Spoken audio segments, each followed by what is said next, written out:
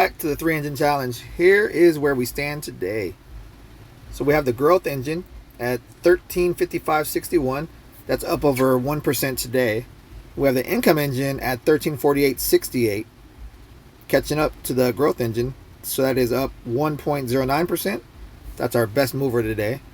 And then we have the safety net at 1305.29. It's a steady 0.10%. So combined, that portfolio sits at $4,009.58. And here's going to be the live view from Robinhood. All right, so we have the growth engine, as you see, at the 1355.28. If you take a look here at the all-time, it's gone up $62.62 since the last week of April. And of course, you can see in here VGT, VXUS, and VTI. None of those have produced any dividends yet, but they will soon. And here at the income engine, which performed well today, let's take a look at the all-time. So for this one, we've made $55.88. And let's take a quick look at some of the dividends here. So we have AIPI, and this one has $3.14. So let's take a look here. So since we've had this open since April 27th, we've got $2.84 back in May, and then we got $3.14 in June, and now this is a weekly dividend payer.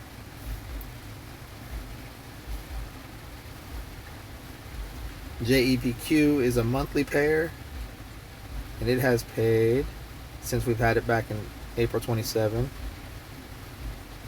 Let's take a look here. So it's paid $3.54 in May and $4.01 in June. It's nice to get those dividends just coming in, and those dividends get automatically reinvested. Let's go back here to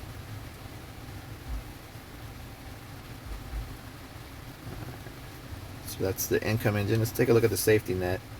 I believe we've had some dividends in here as well. This is USHY. Oh, yep, we have.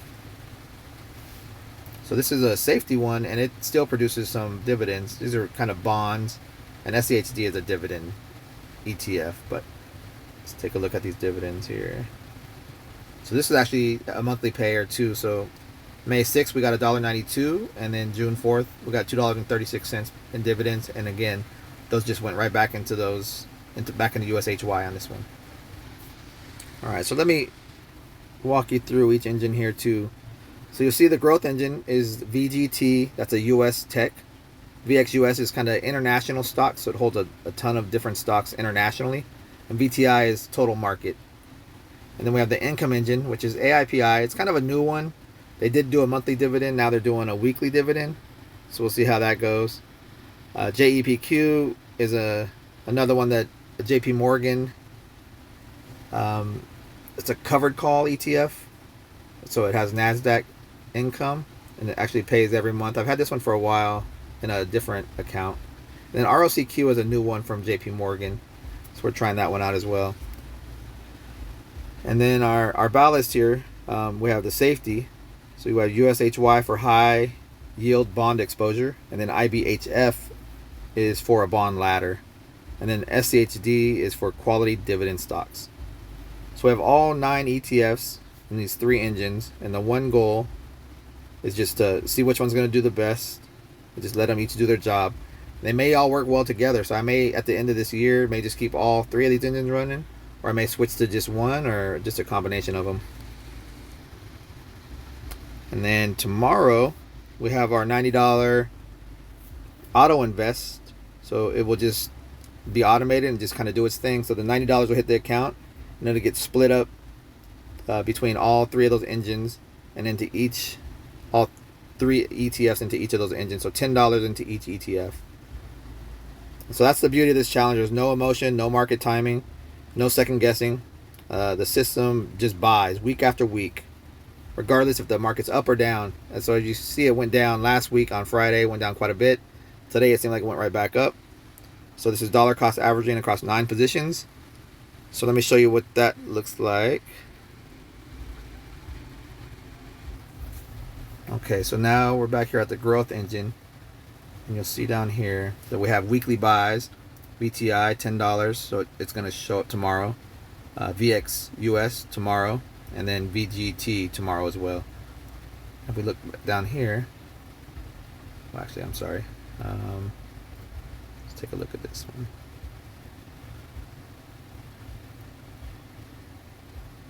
So to show the order history, so every week, so it shows $30 going into that fund, and it goes into $10 goes into each one of those ETFs. But you'll see here every week, May 12th, May 19th, May 5th, April 28th, May 26th, and June 2nd. Automatically $30 goes in and $10 into each of those ETFs. And we do the same thing for each engine. So the growth, income, and the safety net will all have the same $10 going into each ETF. You'll see that I have $10.76 in here. This was from the $32 deposit I put in today from the money that I made from DoorDash last week. So I'll actually divide that up into 3 and make purchases into each one of those ETFs.